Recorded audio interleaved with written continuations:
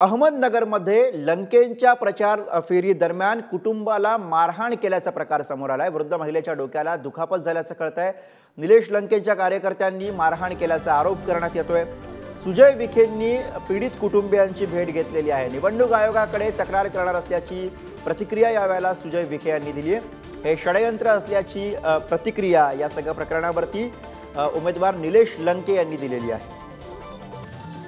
नेता पोलिसांना धमकवतो तर आम्ही काही करू शकतो आणि याचाच परिणाम आज तुम्हाला पाहायला मिळाला की एक सर्वसामान्य गोरगरीब कुटुंब आपल्या दैनंदिन रस्त्यावर जात असताना प्रचाराच्या रॅलीमध्ये थांबून महिलेला 15-20 लोक येऊन मारहाण करतात भर बाजारामध्ये।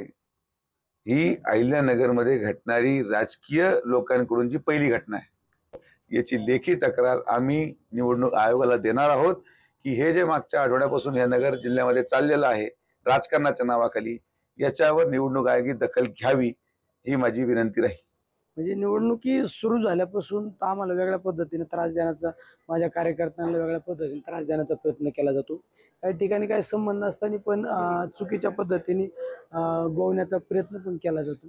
हे राजकारण आहे। हो, आता चालूच आहे ना, कार्यकर्त्यांवर आरोप चालू आहे, आमच्यावर आरोप चालू आहे। आता काय ते निवडणूक म्हणलं हे गोष्टी ग्राह्य धरून चालायचं। शेवट कसं असतं, ज्याची सत्ता आहे त्या सत्तेच्या बाजूने बऱ्यापैकी अधिकारी पण सत्तेच्या बाजूने झुकलेले दिसतात आपल्याला।